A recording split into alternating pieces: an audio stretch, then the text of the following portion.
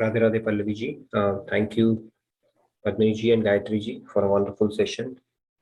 Good morning, good evening, everybody. Like I said, today we are going to discuss a very interesting concept, which is a bit counterintuitive for us as well. How do we get when we give? So it's in giving we shall receive is what we are going to look at through the Jhulan Lila of Radha Krishna.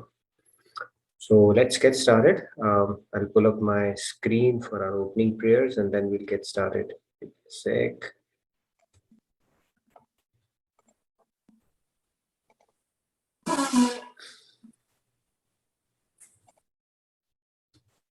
Okay. Able to see the screen? Let's start. Yes. Okay. Gurur Brahma, Gurur Vishnu, Guru Devo Maheshwaraha, Guru Sakshat Parabrahma, Tasmai Shri Guruve Namaha. Vasudeva Sutam Devam Kamsa Chanuramardanam Devaki Paramanandam Krishnam Vande Jagadgurum Krishnam Vande Jagadgurum. Radhe Radhe, good morning, good evening again. So let's get started. I briefly wanted to touch upon the aspect of sadhana because it's a very interesting concept. I was asked by Sandhya yesterday. I thought we'll do that quick thing for the benefit of everybody because it's not something that we can leave too late. We have spoken about this concept in the past, but we'll reiterate it today as well. So I'll tell you a quick story and then a quick concept analogy around it, and hopefully it will help you understand this concept very well. What is the significance of sadhana in our spiritual journey.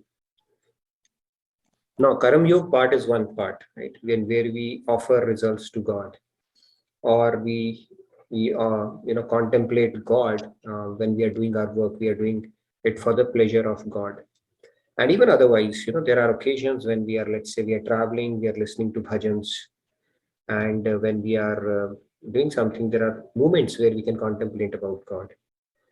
So, which is good, which has to happen. But then in Bhagavad Gita as well, Lord Krishna is recommending to do ekant sadhana every day. And there's a special significance of it. So the story goes like this. There were two woodcutters. And they would go out and cut woods for 4 or 5 hours. They'll get $12 per hour to do that cutting. And they will go and cut the woods. And the one woodcutter, he would invariably cut more woods, 2 or 3 times more woods than the first one woodcutter. So this guy always used to wonder, what is it that he does? Right?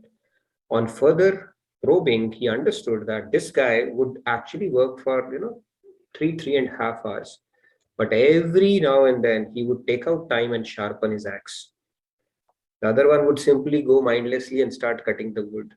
But this one would sharpen his axe from time to time, and because of which he was able to outperform and get much better output than the first woodcutter. That sharpening of axe is what sadhana is. Now, what Lord Krishna is saying, like some people think that their sadhana is done in car itself. When they're traveling, they listen to bhajan and their sadhana quota is done. Lord Krishna is saying that is good, but you need to find time for ekant sadhana as well. So the analogy, the beautiful story that Swamiji tells about that is, when I heard that concept for the first time, it just made it stick in my mind always. Very beautiful, so simply explained. So what he told was, let's say we have milk, right? Now milk, when it comes in contact with water, what happens? It gets diluted. Like in India, and it's not sure whether people put water in milk or milk in water, but the point here being, when you mix water with milk, it gets diluted. Similar to that is our mind. When we come in contact with the material world all around us, it gets the material impressions, it gets diluted. However, let's say you take that milk, keep it separate, okay, make yogurt out of it, and then churn that yogurt.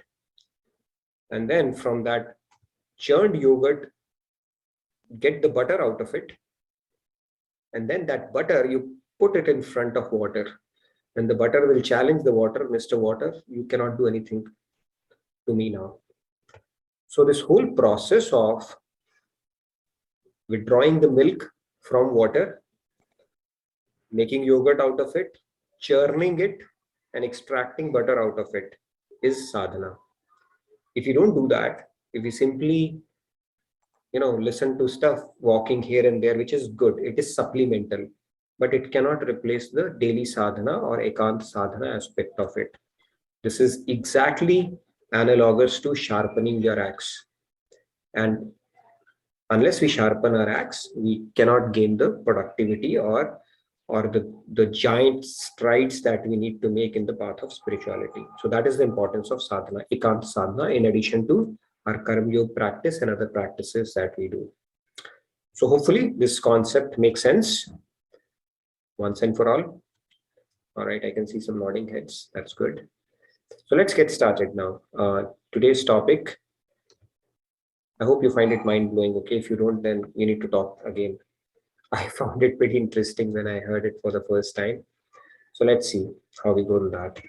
So we have, let's start with Saint Francis. He said that, O Divine Master, grant that I may not so much seek to be consoled as to console, to be understood as to understand, to be loved as to love, for it is in giving that we receive, and it is in pardoning that we are pardoned, and it is in dying that we are born to eternal life. Pretty profound. Everything is paradoxical, right? Seems paradoxical and counterintuitive, but this is the law of universe. This is how it works. Okay, how we will get into that, and we will look at it through a beautiful Leela today. So let's move on. So Jhulan Lila is what we are going to go with today. But before that, let's look at a few quotations that pulled up. I liked it. It said, "Only by giving are you able to receive more than you already have." Very, very counterintuitive, right? And then there's another one which says that only ones among you who will be really happy are those who have sought and found how to serve. Again, it's about giving, right? Serving is giving, not taking or holding. And then Swamiji himself, he says the ultimate dharma is to utilize all that we have in the loving service of God. And that is nothing special if we do that. There's nothing special about it.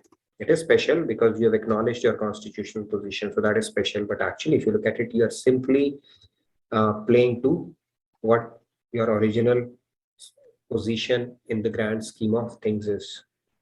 And when we simply tune ourselves to that, rest everything will start falling in place. Very simple principle. Okay, so let's get started. So giving you receive. In giving you receive. It's not a concept that comes so easily. How do you experience that, right? And this Leela, you'll have to exert a little bit your mind, okay? We will not create an infinite loop. We'll go to a one level only. But you are welcome to take it to the next level in your mind, especially if it cooperates. So let's get started then. Question that we are going to tackle today is Lord Krishna and Radha. As you can see, they are seated on a beautiful Jhula. And what is it that we can learn from this Leela?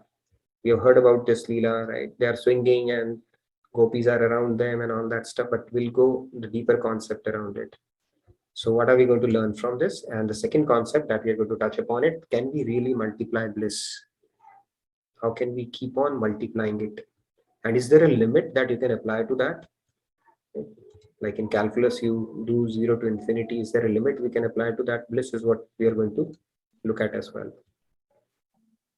All right, so let's get started. Give me a sec.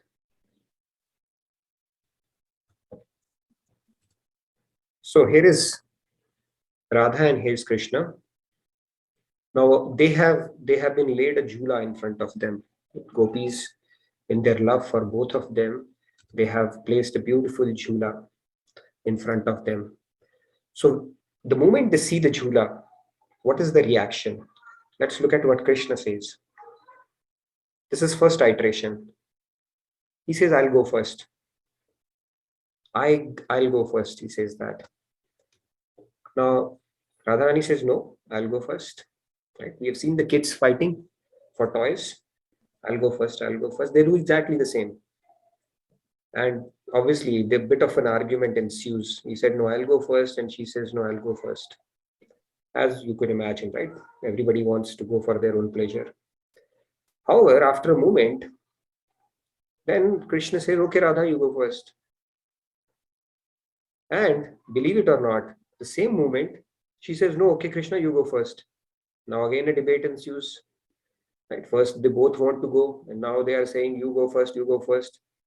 So again, the same thing starts ensuing, right? Then what happens in iteration 3? He said, okay, Radha, I'll go first. He said, okay, fine, I'll listen to you. And at the same moment, Radha also says, okay, Krishna, I'll go first. Again, it's like whatever one says, the other person says the same. Right? So it's kind of, they are hitting a stalemate, like a tug of war is happening.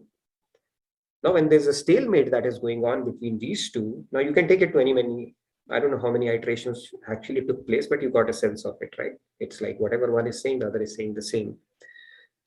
So then the stalemate, who's going to break the stalemate? You have Radha and Krishna, who are having a bit of a dilemma, and it's very difficult to figure out who is right and whose word the other person should go through. So in order to understand, crack God's head, obviously you need a special person for that, right?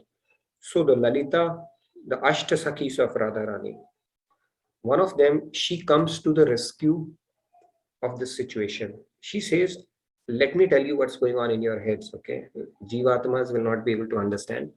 She comes forward, Lalita or Vishakha, one of these two, okay? She comes forward and said, okay, let me explain what is going on here. Okay, now let's see what's going on here. Now, what she explains is, in the first iteration, Krishna is letting Radha serve for Radha's happiness. Krishna is letting Radha serve. He's saying, I'll go first and let Radha serve, because he knows Radha's happiness in serving him. And same thing, he's letting Krishna serve her for Krishna's happiness. Unlike material world, you go for your own happiness. Now in this case, they're doing just the opposite. In second iteration, Krishna's happiness is in Radha's happiness, and Krishna knows that Radha's happiness is in letting Krishna serve. Are you getting it? What's going on here? So he knows he wants Radha's happiness, and he also knows that Radha's happiness in in serving him. So he said, okay, I'll go then. And guess what? Same thing is happening on the other end as well. She knows that her happiness, end of the day, is in Krishna's happiness, but she knows that Krishna's happiness is serving her. So she said, okay, fine, I'll go first. And that is why both of them were hitting the stalemate. You see the paradigm shift. None of them is seeking for them, and at the same time, it's in the attitude of serving, they are hitting that stalemate. In material world, it will be just the opposite. You want to enjoy it more, and that is why you'll hit the stalemate like this. So that is one part. Okay, now let's look at it, a bigger picture around it, right? So this continues basically. So she's able to tell what's going on here. Now, then the Leela unfolds. Leela starts unfolding. Okay, so they say, this is what is happening. Why don't you both sit and we will swing you? That is what gopis say. Because it was hitting a stalemate, none of them was budging. So they both sit, and gopis said, we are going to swing you now. Now what happens? Krishna is happy that Radha is happy, right? When both of them have sat and they are enjoying that ride. Radha is happy that Krishna is happy. Gopis are happy that Radha Krishna are happy, and Radha and Krishna are happy that gopis are happy. You see, none of them is actually happy because of their own happiness. They are deriving happiness from others' happiness. And with each iteration of the swing, that happiness is actually increasing by seeing the thrill and happiness of each other. So they are feeding off each other's happiness. Right? The more exhilarating it is for Radha, Krishna is feeling that. Wow, she's feeling so happy. Radha is feeling so happy, Krishna is so happy. Gopis are happy, both of them are, divine couple is looking so happy together. And they're happy that gopis are happy. So they're just feeding each other with every iteration. Okay, now let's have a quick discussion. Is it a sakam, self-seeking, or a nishkam, selfless kind of a seeking in which they are getting happiness?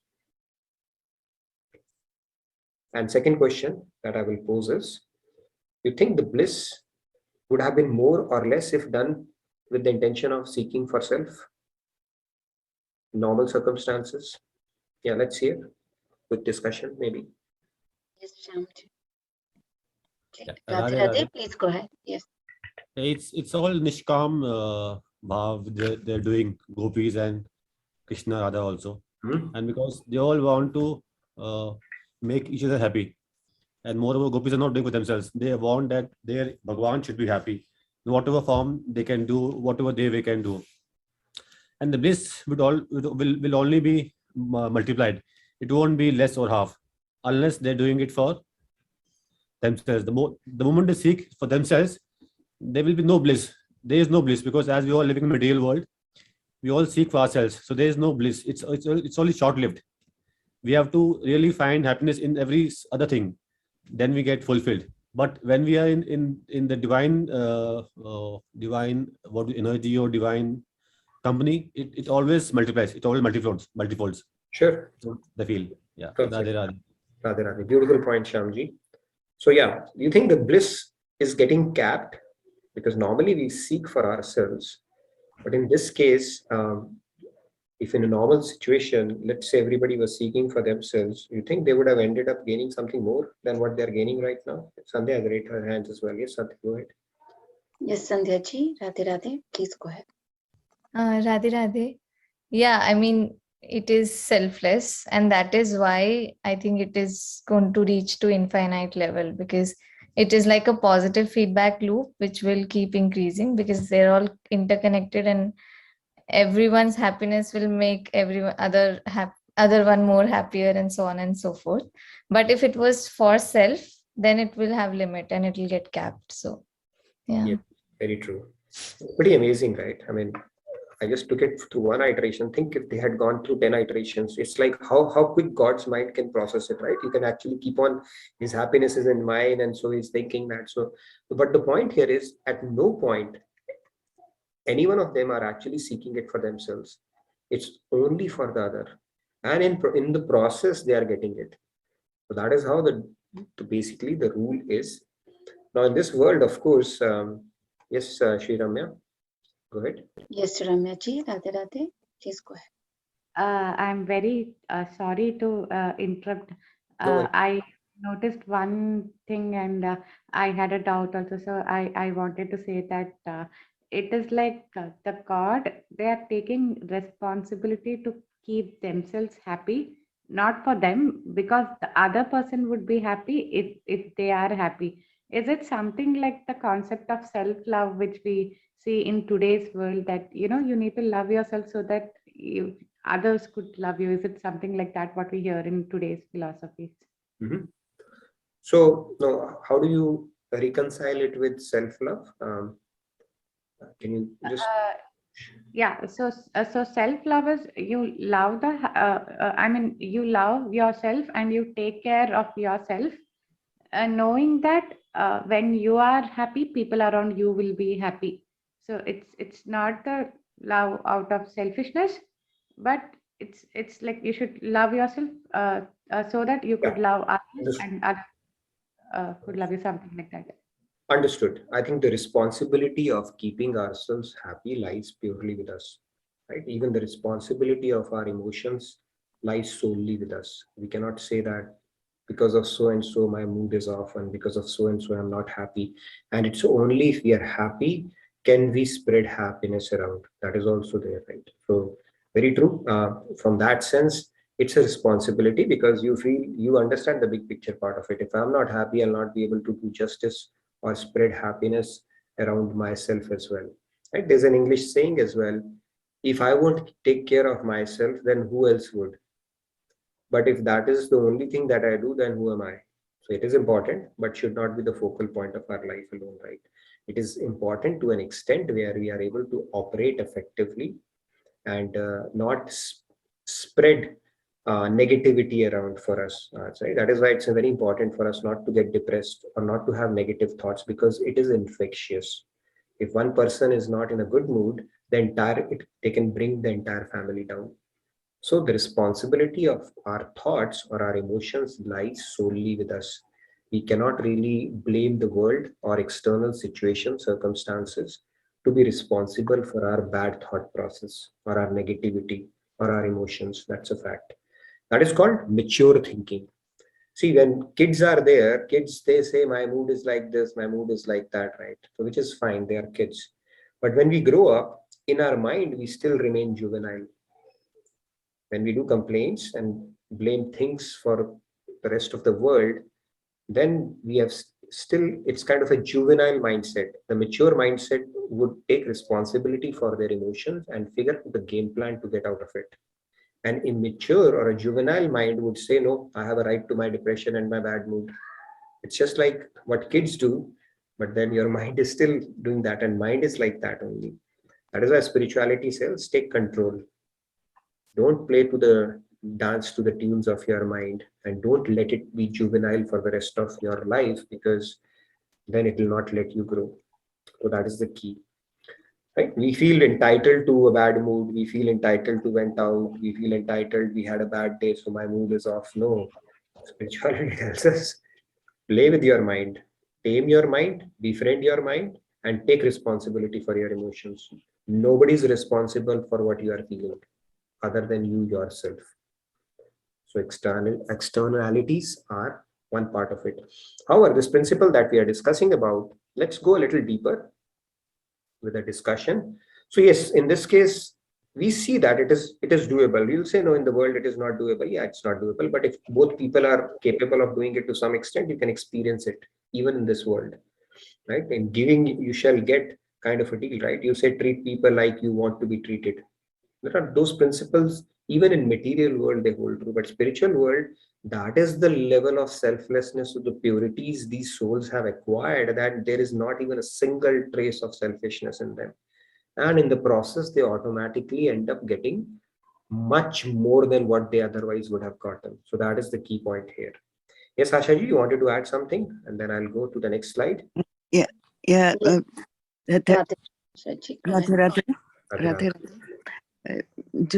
Nitin ji, what you said, that was my point. जो ऐसी दूसरों को खुश happy करने में जो खुद को ब्लिस मिलती है, वो बाय प्रोडक्ट है, अपने आप ही मिलती है, और वो उसके लिए प्रयत्न नहीं करना पड़ता. ये भक्ति की वो कक्षा है, लेवल है कि माधुर्य भाव में दूसरों की खुशी में ही हम सबको ये वो स्नेह हो या भक्ति हो, तो that's the surrendered love or bhakti. So that's why all of them, Krishna, Radha और गोपियां, सबको खुशी उसमें मिलती है कि दूसरों को खुशी मिले. तो उसमें अपनी खुशी सूक्ष्म रूप से आ जाती है वो, और यही ये स्पिरिचुअलिटी का प्रसाद है. तो ये अपने आप में मिलना बहुत ही बड़ी बात है, और निष्काम तो है, मगर अपने आप ही सूक्ष्म उच्च लेवल की कामना हमारी हैप्पीनेस की पूरी हो जाती है. तो ये that's a magic of this spirituality and भक्ति, आई थिंक सो. बहुत बढ़िया आशा जी, आपके दो शब्दों को मैं हिंदी में रूपांतरण करूंगा. आपने स्पिरिचुअलिटी कहा, मैं अध्यात्म कहूंगा. आपने मिराकल कहा, मैं चमत्कार कहूंगा. सो बहुत बढ़िया. Thank you. Very thank you. Nice, very thank you Gurudev.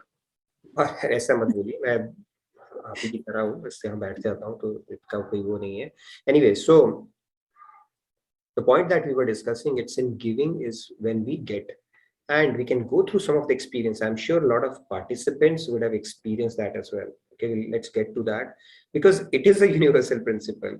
You would have experienced it. I'm sure all of us would have experienced it in some stage of their life, right? But probably we are not able to replicate it often enough. But this is a concept that I'm sure a lot of good stories will come out. So we'll get into that. Quickly, we'll take Sunitji and I'll move to the next one. I want to Yes. introduce another concept, which is a very important concept. Yes. So Nitinji, in chat, Payal ji has mentioned that in this world, what mother does for her child is absolutely selfless. So Yes, Payalji. wanted to bring this up, yeah. Yes, so that umbilical cord relationship is the purest relationship in this world. Our scriptures say the only relationship that comes close to being a selfless love is a mother-child relationship, not even a father-child relationship. Having said that, is it completely selfless? No. It is also not completely selfish. There is still a trace of, just a trace of, but it comes closest to that. And that is the reason Yashoda Maiya was not given a seat in Maharashtra. Only the most perfected souls who were completely selfless got that seat. So yeah, that's true. But in material world, mother-child relationship is the closest one which can come to a selfless love. Very true. Yes, Sunitji. Yes, Radhe Radhe, Sunitji, please go ahead. Yes, Radhe Radhe, Radhe Radhe, Nitinji, Radhe Radhe, Kalviji. Oh, good to Yes, see you. Looks like you took thank a you. long sabbatical. Sir, I was working on myself. Just you said, na, this thing, we as a mother, I did the same thing. I sacrificed my life, everything for the family. And I was very happy and thoroughly enjoying everything in my life.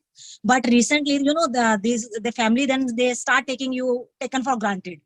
So I realized now they do not ask for me. They said, oh, mama, to, she will adjust. So recently I came to know about this self-love and I got an answer just from you. But how much self-love is important? Just you gave that answer that you can work effectively. That much self-love is important. So really, I just got that answer because nowadays I am concentrating on self-love only. So I got that answer. Actually, if you think deeply about this concept of self-love, right, it is a very great highest level of love we can exercise. How? Because if we love our soul, we'll do everything that is good for it. Right? If we deeply think about it, we'll indulge in only those things which are uplifting, beneficial for our soul. So spirituality would be the first thing we will do if we do self-love. It's a very simple thing. We do things for our body because we have made that fundamental mistake. 2 + 2 = 5. Yesterday we discussed. Fundamental mistake is we think ourselves of us as a body or a mind, and then the logical extensions of this body are our relatives, friends, family, kids, relatives, parents, and those bodily associates we think are our world. If we truly are situated in the perfect understanding who we truly are and we love ourselves, then the only thing we'll do is spiritual practice because we want to uplift ourselves. So that self-love, if we truly start loving ourselves, then our job is done as well.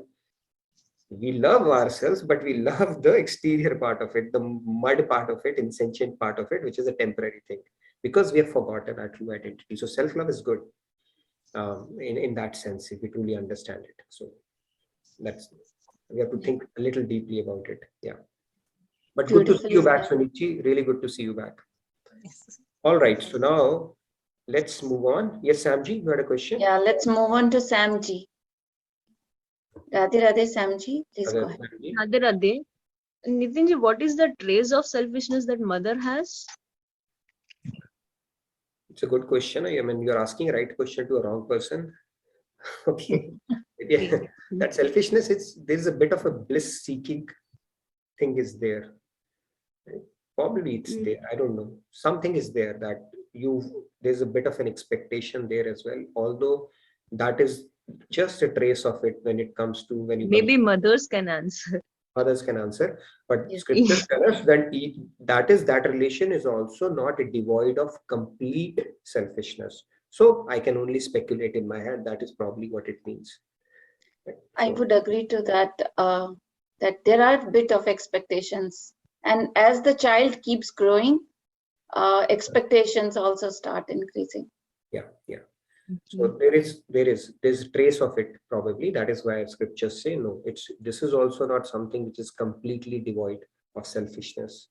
Closest to selflessness, but still not there. Yes, Yes, Kumarji. Kumarji, Radhe Radhe, please go ahead. Radhe Radhe Nitinji, Radhe Radhe everyone. So I'm not a mother, that I can assure you. Um, All right. and there is a saying. What's that? No, I said that was Nitinji? definitely not news for us. So thank you for Okay. Sometimes you don't know, right? So I just have to say that for sure. All right. Things are so different these days. So there's a saying that, God could not be everywhere, so he made mothers. So it's a very nice thing. Obviously, mothers are the closest, as you say, to selfless love. They will even kind of shield the killer, right? Because it's their son or daughter, these days that happens too, right? So, but then if you really see, just think of, like normally what happens is somehow that bond kind of carries on, but the mothers, it's not totally selfless. Just think of a situation where the kids go against mother's wishes. Then you can see the action, like that's when the kids will get a taste of the medicine, which will make them not do that again, right? Yeah. I have seen that happen. So it's, like for people in the Sattvic, they probably might not have noticed this, but if, in the various modes, they can kind of subtly manipulate the relationship. Yeah, we have a mother-daughter duo here, and mother was smiling when you said that. So that's a good point, though. Yeah, very true. Yeah, I mean, we nothing against mothers. My mother is the best, and everyone's mothers is the best as well. The good thing is we don't stress test our relationship, right? Correct. So it is said that, let's say all of us had siddhis. Okay, without spiritual strength, we get siddhis where we can read each other's minds. This world will come to a war. People will finish off each other. Okay, this is how bad it can get. So it's only because we can't read somebody, and the fact that people are sensible, at least they exercise that sensibility, that relationship balance is maintained. Otherwise, this world will come to a war if that would happen. And when it comes to mother-child relationship, of course, that is the purest one you can have. But if it gets to a stress testing, the kind of testing that can happen in any relationship, then that selflessness would be tested on either end, right? But that we don't know. We can only go by scripture's word, which says that it is the closest to that, but still not there. And that is, even if you look at it, Yashoda Maiya would have been at such a different level. The seat of Yashoda Maiya is given either to somebody who's already realized, who have perfected their devotion in Vatsalya Bhav, or somebody who's at the tipping point of it, who is already there, and in Lord Krishna just becomes his child so that they can complete that journey and then finally complete this process of God realization in Vatsalya Bhav. But still, that is not devoid of that. Even in that bhav, right? Even if you look at gopis are also not selfless. Not all categories are selfless. There are three categories of gopis. The first one is called Sadharani Rati, where they are doing Sakam Bhakti with Krishna for their own pleasure. The second one is called Samanjasya Rati, which is 50-50, 50% for themselves, 50% for the bliss of Krishna. That's where Lakshmi, Rukmini, and his queens came. They also did not get a seat in Maharaj. And the third one is Samartharati, where everything is for Krishna. Right? Krishna actually said that, he said, okay, let me do a Leela. So he pretended or feigned headache. Bhagavatam, there's a story. He said, okay, I'm having a severe headache. So Naradji goes and says, okay, what is the remedy for that? He said, the remedy for that is, if I can get the foot dust of a devotee, female devotee, and apply it on my forehead, then this headache will be gone. Now it's simple. I'll go and get it. And he goes to Rukmani and says, can I get your foot dust? He said, what happened? And Krishna's head is aching. Oh, no way. I'll go to hell, husband's feet, my feet's dust, putting husband. No. So they still had that sense in there. And nobody gave. None of the queens gave. And then he goes back to Krishna and said, where do I get? Nobody is willing to give you. They are scared of going to hell, because you're their husband. He said, go to Braj. And when he goes to Braj, he said, Krishna's head is splitting. So they said, what is needed? Tell us that. They said, foot dust of a devotee. And everybody came forward, take it. They didn't even care what will happen. So that was a selfless relationship where only thing mattered to them was the bliss of Krishna, as you can see gopis, right, in that Jhulan Lila. Completely devoid of their own self-interest. You know what? How far was Mathura from Braj? Probably 5 to 6 miles. Okay, I think in kilometers even now, maybe 12 or 13 kilometers. Right, Sandhya has gone to Vaishno Devi, so it takes how many? It's uphill, right? So maybe around 6-7 hours. So it was a straight road. At best, it would have taken 5 to 6 hours for them to go and meet Krishna, but they did not go. They said, if he wants to, it's in his happiness lies our happiness. Only if he wants to meet, then we'll go. And he gave them what you call that. Rukmini and all the queens, they got his personal association, and gopis and his mother, he gave them 7 years of association and 100 years of viyog, separation. Did they complain about it or went running to Krishna like they do in movies? No, they did not. They said, no, if he desires, it's in happiness lies our happiness. So that is the parikashtha, or the peak, or the extent of selflessness that the exercise in Bhagavatam gets into the depths of those as well. Now let's move on. Yes, Ashutoshji, you had a question? Yeah. Radhe Radhe, Ashutoshji. Radhe Radhe, Ashutoshji. Yeah, please go ahead. Yeah. I don't have question since you're talking about Ma. So Manoj Munsir's one lines are there, some lines I would like to share. Sure. खुदा का काम था मोहब्बत, वो माँ करने लगी. खुदा का काम था हिफाजत, वो भी माँ करने लगी. खुदा का काम था बरकत, वो भी माँ करने लगी. देखते ही देखते उसकी आंखों के सामने कोई परवरदिगार हो गया. वो बहुत मायूस हुआ, बहुत पछताया, क्योंकि माँ को बनाकर खुदा बेरोजगार हो गया. Berozgar. Very nice. I think we should reserve it for Mother's Day as well. Very nice, Ashutoshji. Beautiful. And since we are talking about Vrindavan, can I say 2 lines? Oh yeah, please go ahead.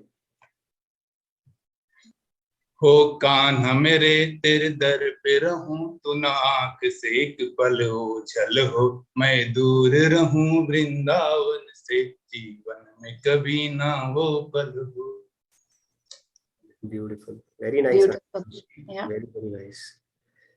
Good. Ashutosh, you are actually fast tracking your growth in this path, which is very nice. Beautiful. When we have time, I will like to say complete lyrics, but when you have time, Sure. We could have you in one of the sessions where you can recite, sing, and do it as part of your presentation as well. Very nice. Loved hearing you. So how's been your transformation from an angry young man playing badminton to somebody who's reciting? It's very good to see that, Ashutosh. Thank you. Hari Guru's grace. Very nice. All right, so let's get to the next concept. Yes, sorry. Yeah, Nitinji, if I can take one chat message, a question from Lakshmi ji.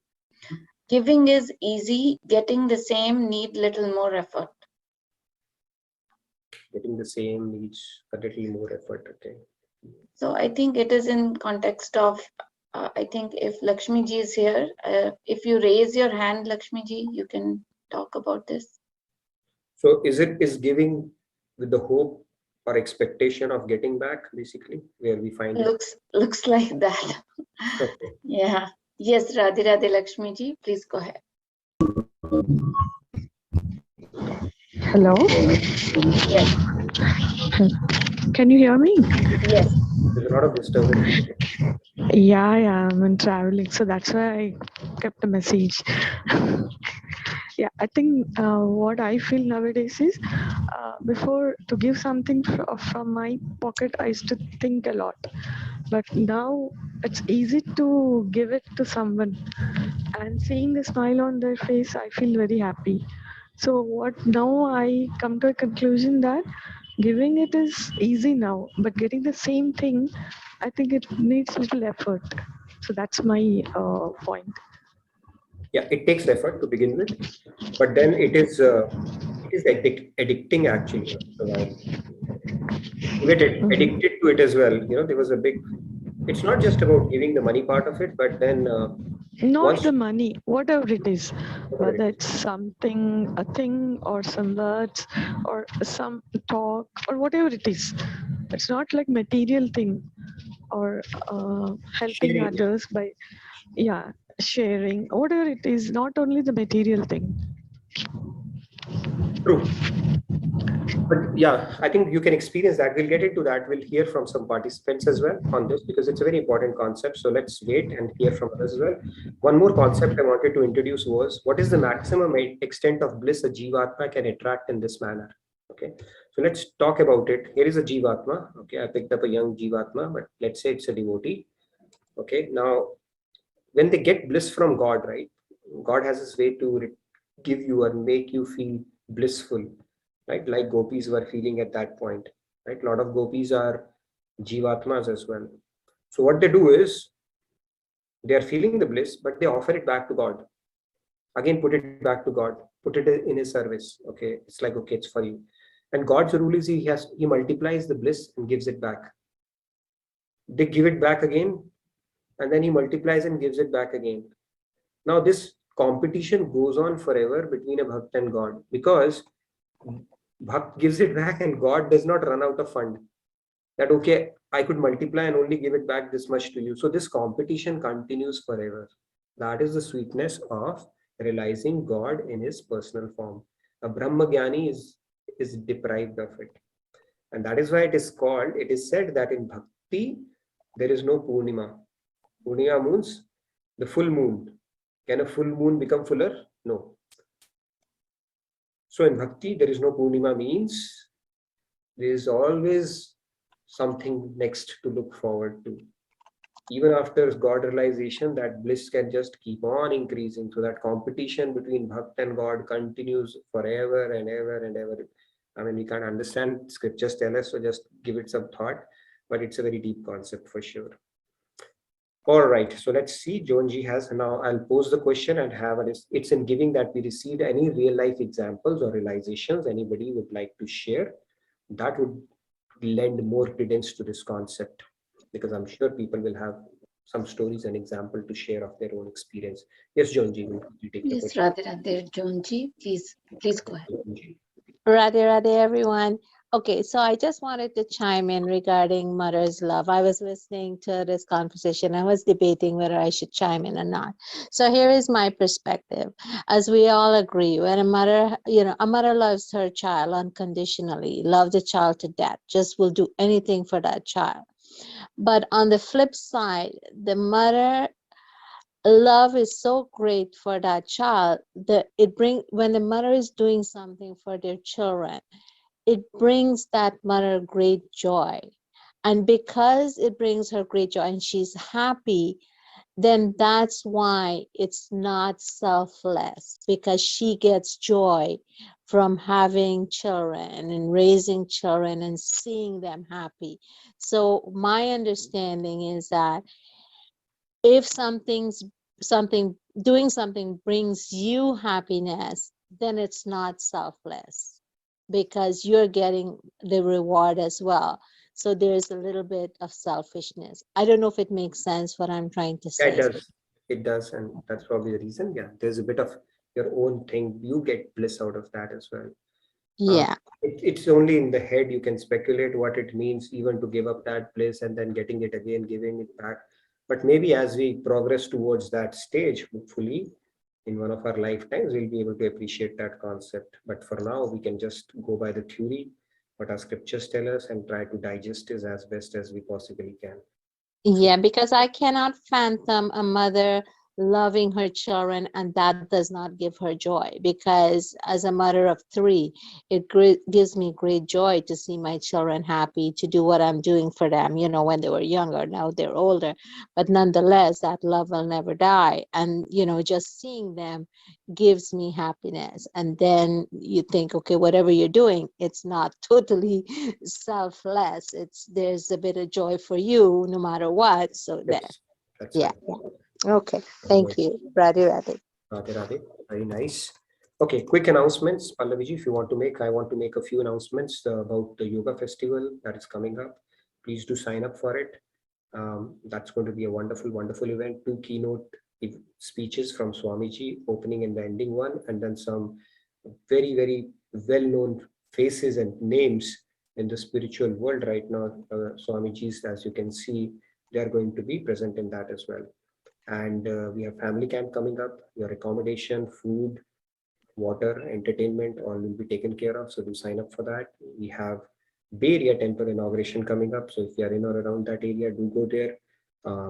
It will be a privilege for you to see that new temple and meet Minuji as well.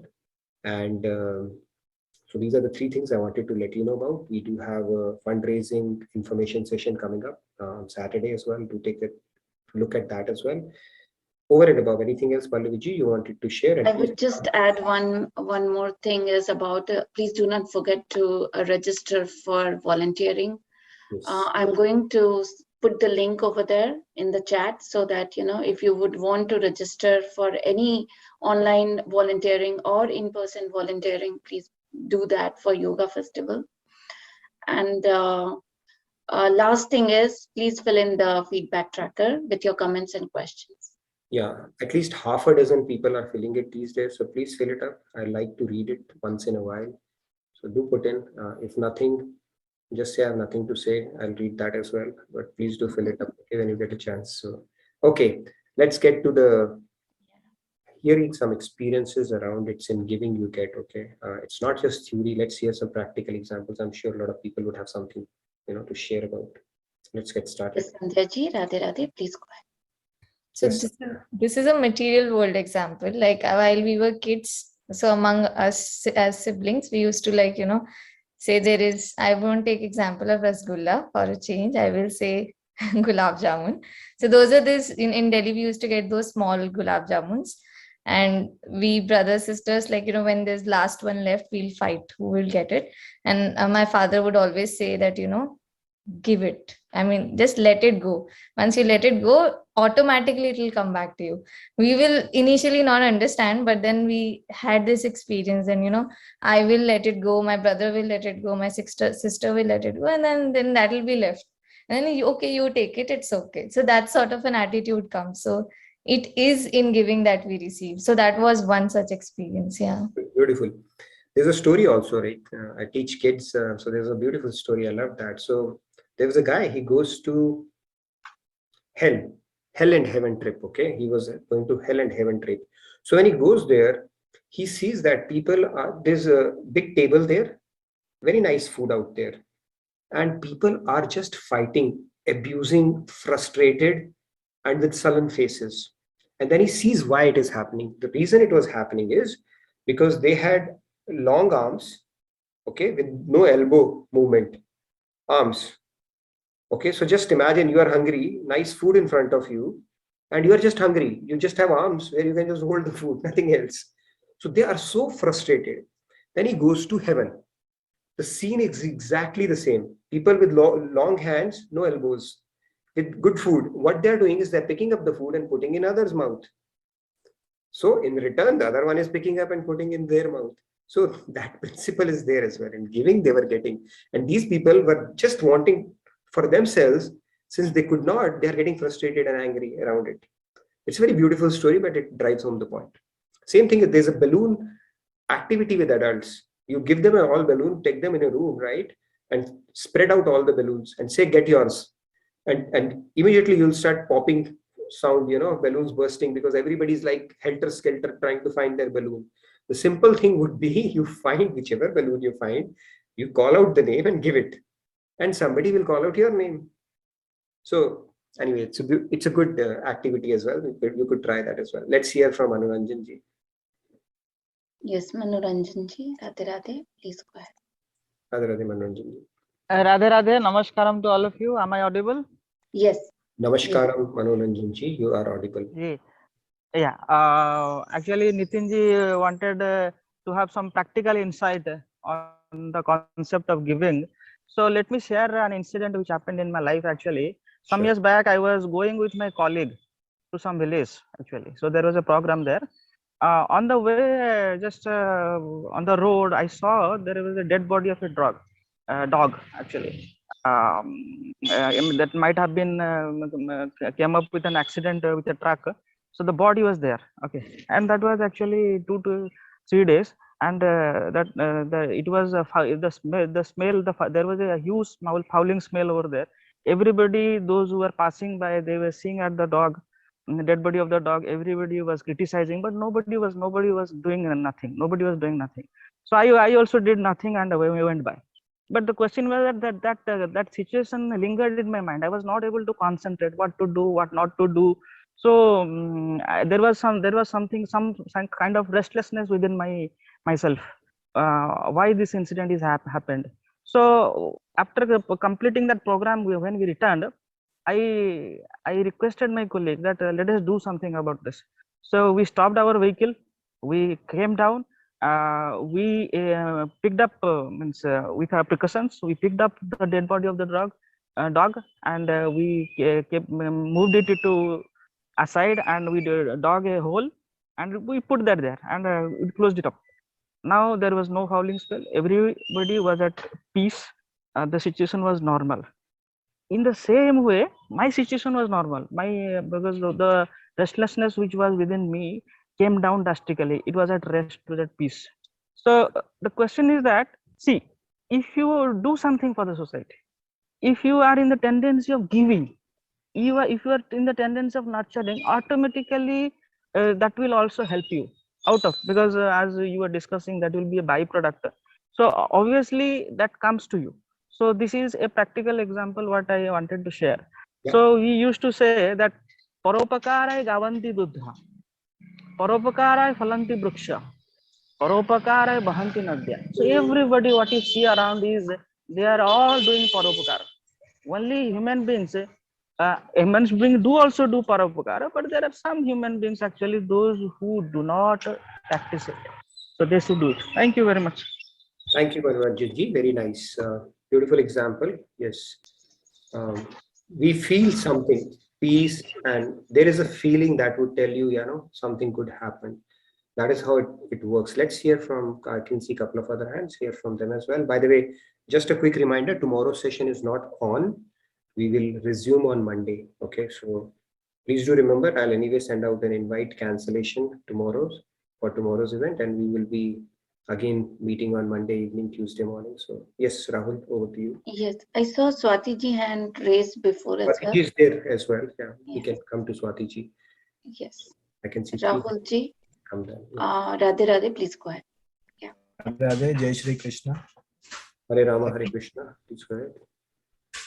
I think all the small acts of kindness, whatever we can do in our daily life, provide that small place or that peace of mind which we are seeking. As an example, here in Vancouver, usually I travel by the Sky Train, the metro, and whenever you are traveling, you see some old age people or the senior people standing. Then people stand up and then provide them the seat so that they can sit. So these are all small acts where we are not giving anything materially, but still trying to provide them the comfort, and that gives some kind of peace in your mind. Okay, at least you were provided some opportunity and we tried to help out someone. And remember that our Ishdev is sitting in that person also. Yeah. So I think with that mentality, probably it helps. Very true. Yes.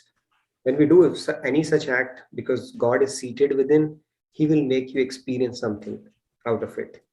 It's when you do some noble act, it's never that you're feeling bad after. The taste after that, the feeling after that, every act and thought is followed by a feeling, and that feeling will tell you whether that thing actually aligned with God's will, or something good happened or not. So that feeling is the proof, and that feeling nobody can negate. How good you feel. Yes, great example, Rahul. Beautiful. Those small acts can actually make you feel good as well. And then, more importantly, it becomes a mindset in life. Right? Some people are there just no matter where you take them. Right? One of my uncles, I see him when he goes to any function, he will find some work. If nothing, putting the chair somewhere. If nothing, brooming. Taking a broom and cleaning up. It's a great mindset. They just want to serve. That's it. Right?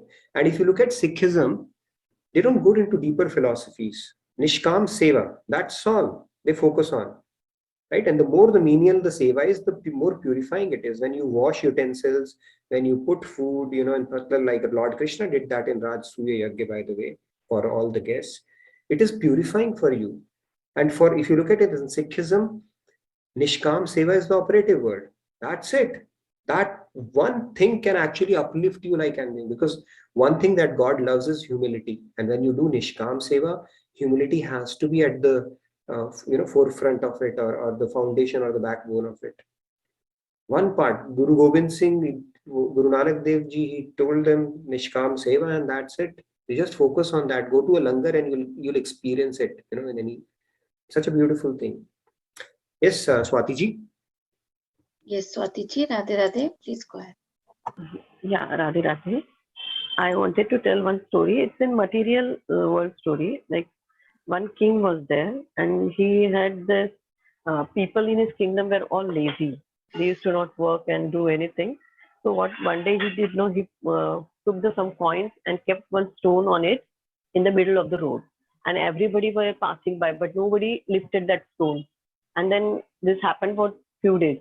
Then one day one man saw this stone, and then he thought, no, I should pick this stone because it's in between. Somebody may get hurt. So he picked up the stone, and then he found that gold coin. So in giving, like he was thinking for the others, that I am helping it not for myself, but somebody others may get hurt. And then for that he was picking up that stone.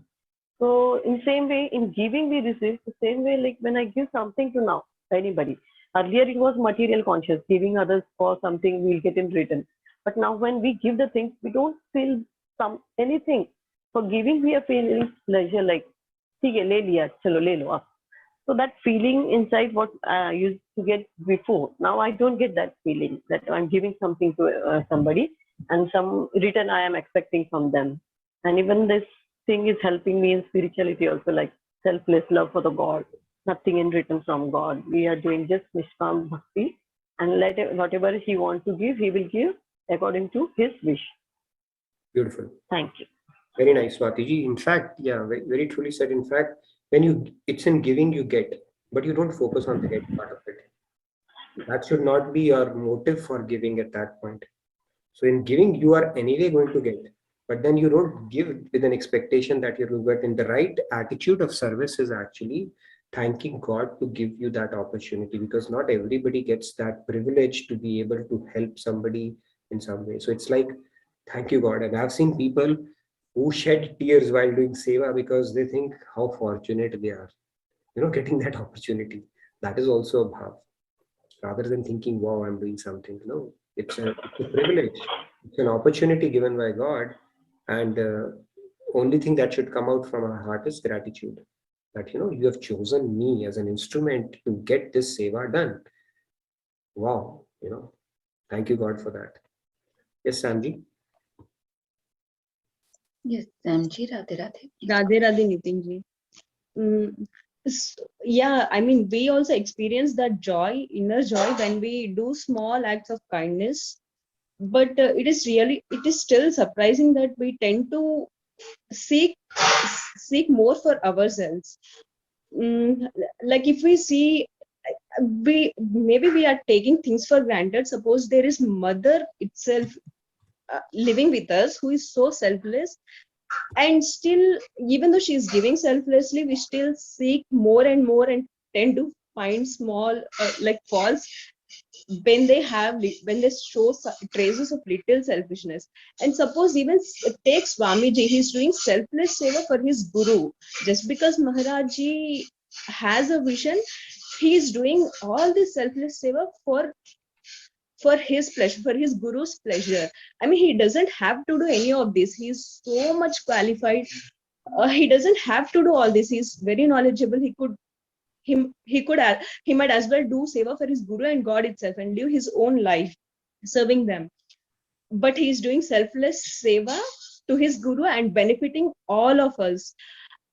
And still we have, I mean, it is taking a lot of effort for us to see that and to put it into practice in but ourselves. So that's what I Yes. mean, it takes lot of sadhana for us to get to that point, and we have to take things seriously, not like casually. We should not take things for granted. Just because they are providing us, we should not take things for granted, and we should take it really seriously. That's what I wanted to share.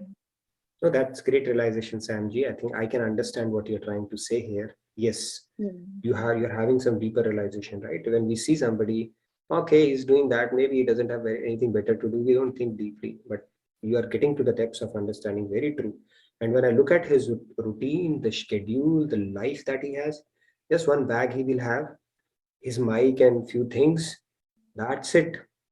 What he keeps on writing books, even the diet, good diet. He keeps on telling us what is the good diet you need to have, the yoga you need to do. And if you look at it as a personal front, he's completely dependent on what people feed him. And people, I have seen him having pudis, just a little 2 pieces and leave rest of it.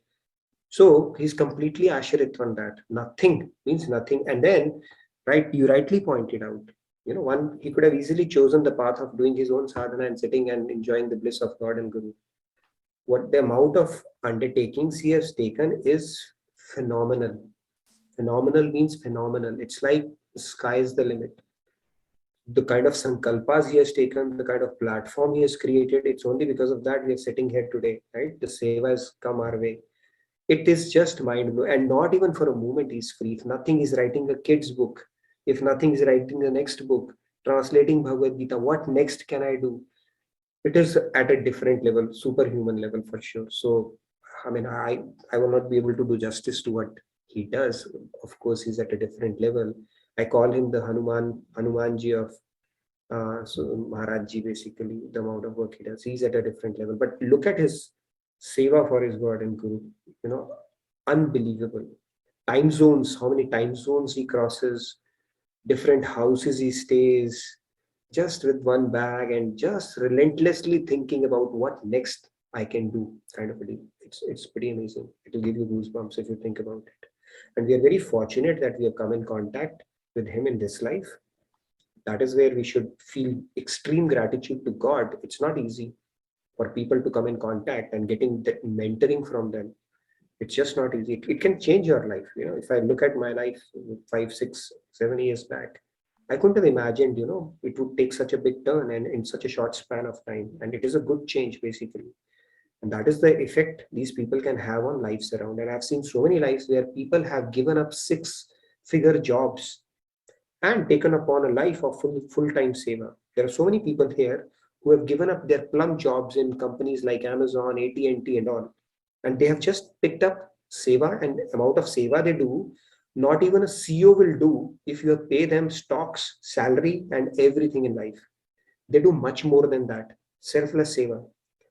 I don't know when they sleep, when they work. So it is unbelievable the kind of motivation he has created, the amount of value he has given. It's like self-motivated people. You don't even have to ask them what they have experienced, what they have gained. That itself is good enough for them to keep them motivated. And that is the impact, one can experience when you come in contact with such personalities in your life. It's with great fortune it happens, not with an ordinary life for sure. Great realization, Samji. Thanks for articulating that. Let's hear a couple of hands. Pallavi, I would like Yes, you Dineshji, Radhe Radhe, please go ahead. Dineshji. Radhe Radhe. I am in Tampa right now, Florida, and attending the Swamiji's lecture for 7 nights. And I'm enjoying very much. It's a very blissful and a very exciting lectures on life transformation series of happiness. And every day, today the 3rd day is over, and 4 more days to go. But he is conducting the yoga, pranayam, meditation classes for 1 hour in the beginning, which is very, very good. and then the very soulful kirtans, very, very blissful and very enjoyable, you know. I cannot describe in the words how blissful and how enjoyable it is, you I know, know. I can And imagine. plus all the lectures in a very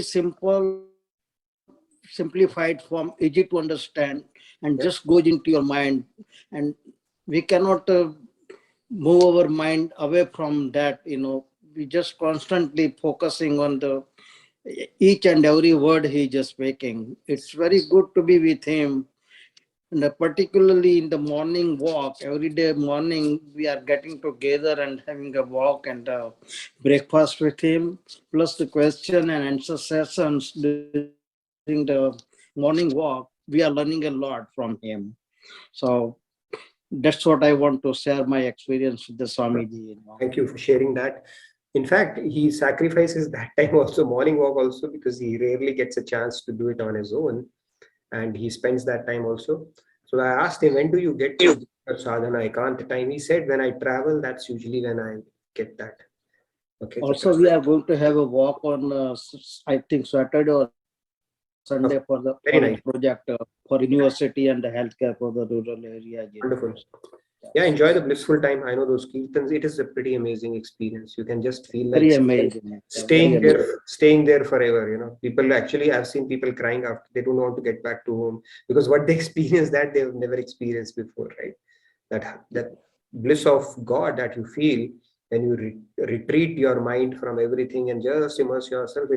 It's a phenomenal experience. You know? Yeah, very, Everybody should experience it at least once in life, and then it'll become a little addicting. You know, very nice. Thank you for sharing that, Dineshji. All right. Radhe Radhe. Radhe. Thank you. Make the most of that blissful time that you're having. So. Yeah. Thank you, Dineshji, for sharing. Yes. Sri Ramyaji, please go ahead. Yes, Sri Ramyaji. Radhe, Radhe. I was like contemplating on this, like when we serve others, we get the happiness, and I think saints they truly look at everybody as soul and part and parcel of Krishna. So they have no limits in serving others. When they serve others, they are thinking that they're serving Krishna, and that's how maybe they are deriving their bliss. We still associate ourselves with the material body, and we see the differences. We see others in relationship to our body, and not as part of Krishna, and maybe that's why we don't go to that extent, or don't feel that bliss. But when the other person is also like connected to God, and when you interact, you feel that happiness. I feel that the more we seeing ourselves and everyone around us as souls and as part and parcel of Krishna, like the more our bliss will be. Beautiful point, Sri Ramya. Very nice. And that explains, you know, every day I used to feel what makes him turn up for yoga every morning. You know, personally speaking, he derives maximum bliss from talking about gods and his Leelas. Okay, when he speaks about Ramcharitmanas, when he speaks about the Krishna Leelas, that is when he enjoys it most. You know, you can sense it. But for our sake, he has actually toned it down to mind management. You know, this is how you work on your mind and all those simple things, plus yoga and all that stuff he does. But he's the first one to come and the last one to leave. And every lecture, every yoga, it's like this is his first day at office. The same enthusiasm, the same bliss, the same vibrancy in the voice. How does he derive so much of inspiration? One can only imagine, right? Like Sri Ramya, you rightly pointed out, they are able to tap into something higher, and they are able to see divinity in each one of us, and that gives them that inspiration, which for us it's very difficult to get that day in and day out. Every day if you have to do the same thing, can you do it with the same enthusiasm? No. They are able to do it just because they're able to tap into something higher. Yes. Great point. Nitinji, can I take a message from chat, please? Sure. Yeah, so this is message from Joanne G. She has mentioned, for me, I feel a great sense of joy when I give someone something or help someone. I usually put a lot of effort when I'm purchasing something for someone. So in essence, what I'm trying to say, we get a sense of satisfaction when we do something. I do not have expectations when giving. Beautiful point, Ranji. Very true. And you are reiterating the experience we get when we do something for somebody. That feeling will be very different. And that's essentially what the law of universe is as well. It's in giving that you are getting, and what you are getting is something only you can experience. Beautiful point. And Payalji has mentioned what Nitinji is doing for us is really inspiring. Thank you, Payalji. And I would say it's all glories to Maharajji and Swamiji. He has enabled this platform for us. Dumb person like me is able to come and speak, and we have such a wonderful group. It's only because of their blessings it has happened. So I can't thank them enough and feel fortunate enough to have this seva. I can tell you that. It's a great what do you call that, fortune for that matter, for all of us to come in contact with this message and have this platform where we can do this satsang of Bhagavad Gita every day. So we all should feel very, very fortunate and privileged in that sense. Definitely. Yeah. Yes, Asha ji, Radhe Radhe, please go ahead. Radhe Radhe, Asha ji. Radhe Radhe. Yes, I totally agree with Payal ji. Nitin ji, we can't express our gratitude what you are giving us in this session and what we feel about it. I have no words for it. And I want to share my experience. By the grace of God and Guru, I attended the Maryland retreat and returned to my home, New Jersey, on Monday. But still, throughout these days, Swamiji's voice is totally in my ears and in my heart. मैं कुछ भी करती हूँ तो उनका जो आवाज में उन्होंने जो कीर्तन गाए हैं वो बिल्कुल ही मेरे मन के this is not to be shared, but I can't resist myself to share with you, all of you. वो उसके लिए कोई शब्द ही नहीं है कि जो एक्सपीरियंस उनके सानिध्य में, जो उनकी दिव्य पर्सनालिटी, उनकी बोलते वक्त जो उनके आंखों में जो एक्सप्रेशन आते थे, या I have no words to describe that feeling and experience in my words, but अभी तक मेरे मन में से उनकी बैकग्राउंड में उनकी आवाज गूंजती जाती नहीं है, और it's a extraordinary bliss that I am feeling. And वो एक्सपीरियंस इतना था कि मैं बोलना चाहती थी अपना एक्सपीरियंस, सबने बोला, मगर I was not able to put my experience in my words. That's why I didn't say anything.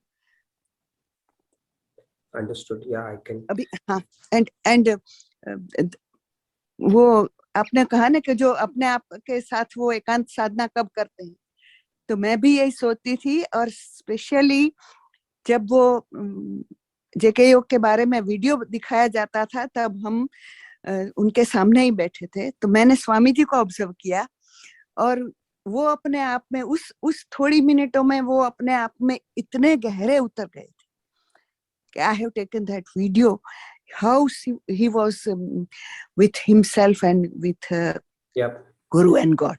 I've seen those moments. That's it. Yeah. Thank you. Thank you.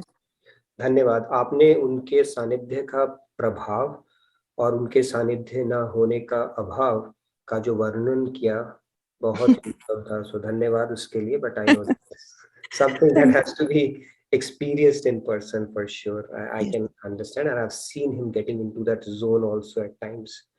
There are times when he gets into that zone. Yeah. Thank you for sharing that. Beautiful. All right. Thanks. Take the last two hands. Dhanyavad. Yes, thank you, Asha ji. Yes. Kumar ji, Radhe Radhe, please go ahead. Radhe Radhe, Kumar ji.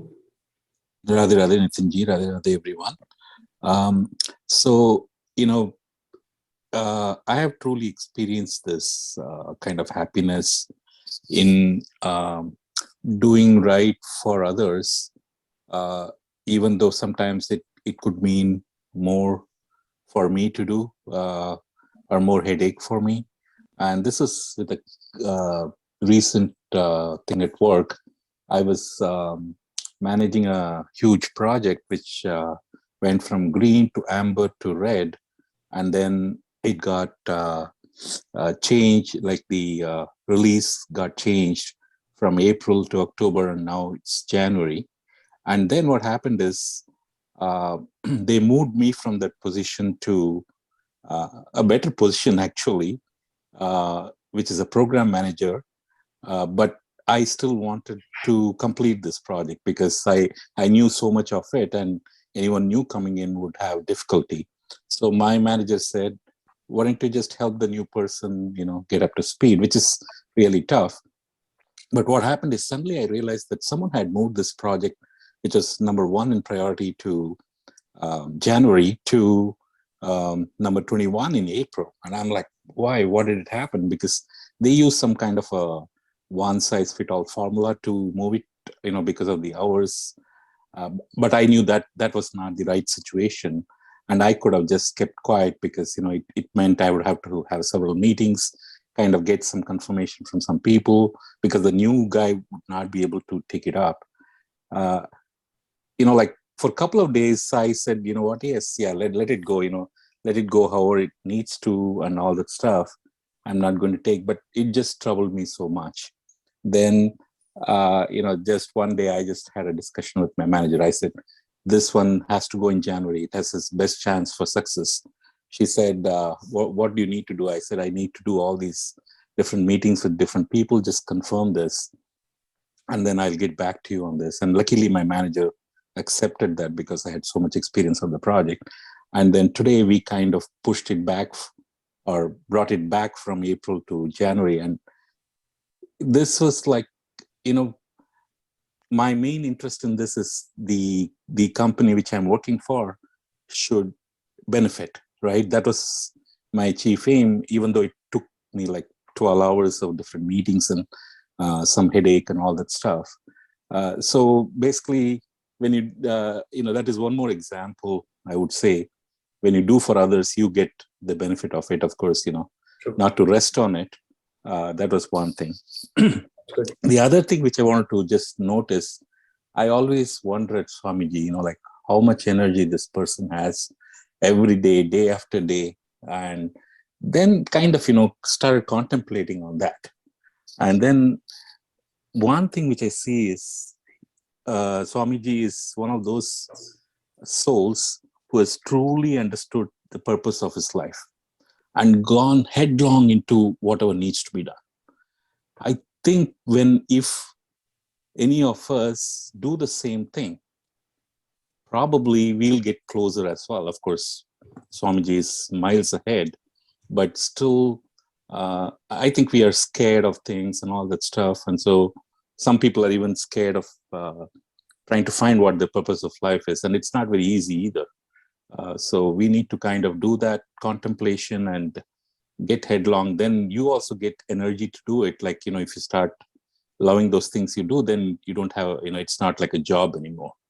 So Yes. that's what is my thought. Thanks, Radhe Radhe. Understood. Definitely sets once you have a perspective, our efforts are directed in a direction where it truly takes us, So great point. Thank you for sharing that, Kumarji. Maybe the last one we can take from OnePlus Nord G. If you can. Yes. Radhe Radhe, please go ahead. Radhe Radhe Nitinji and everyone. Champaji. Oh, Champaji. I changed my phone. Sorry, I'll change Thought my you name. changed your name. So good to hear. I'll do that. I'll do So that. good to hear from you, Champaji. Yeah. Yeah, I was also missing all your association a lot. Now, coming back to today's discussion about Swamiji, he knows that we are all stubborn children and very much attached to material things. So what he does is he slightly come our way and pushes back to the God realization side. For example, all this life transformation, mind management and all that. Actually, especially the present day youth, those who are studying management and all, they get very attracted. My children, they'll attend all those sessions, not the Bhagavad Gita session. So slowly, after they get used to him and come to the philosophy side of it. Very true. He's very, very intelligent and very, very loving. He does not say, don't be like this, come directly to. In our days, our gurus would say that, don't do it, do this. It does not work in today's circumstance. He says, do it and come slowly towards this. And like Asha ji, I don't know, I have great love for Swamiji. When I met him in Bangalore, he just kept his hand affectionately on my head. Even now, when I think of that, I'll get a bliss, you know. He is, I don't know what to say. We are very lucky to have him and his guidance and all his students' guidance also. Through, he cannot be everywhere, God cannot be everywhere. So he created Nitinji, Swapnaji, and so many other people. So they are hand holding us and taking us wherever we actually have to go. Thank you very much. Radhe Radhe. Yeah, Swamiji has given us this opportunity. If you ask me honestly, there's absolutely no eligibility for it.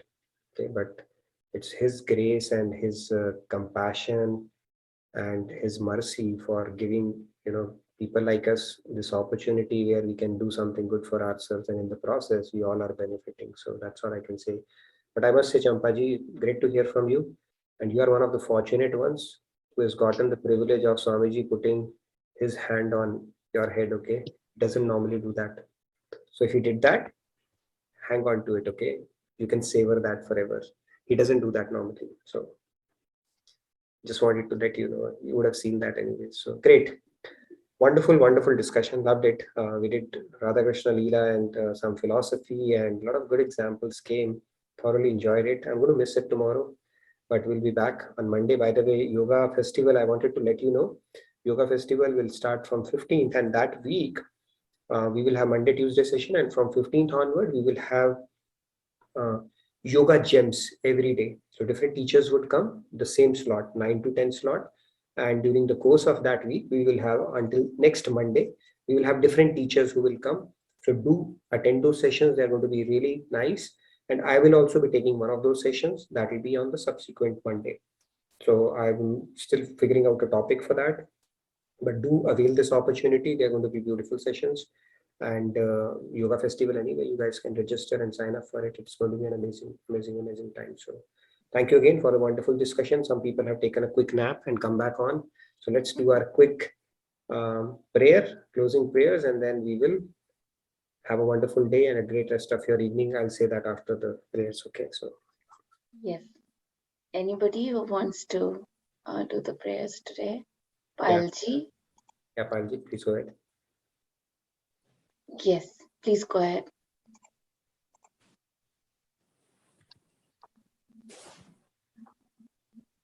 Okay, we'll have to unmute. Oh, Swati ji is also there. Okay, let's do that. Sarve bhavantu sukhinah, sarve santu niramaya, sarve bhadrani pashyantu, ma kaschit dukkha bhagavatu. Om Shanti Shanti Shanti. Radhe Radhe. Radhe Radhe. Payalji and Swatiji, Radhe Radhe. Have a wonderful day, great rest of your evening, and a blissful weekend as well. And I'll see you in a few days' time. Take care and Radhe Radhe. Thank you so much, Nitinji, for awesome session again. Thank you everyone for joining the session and participating so enthusiastically. Have a great night. Have a great day. Thank you so much. Radhe Radhe. Radhe Radhe.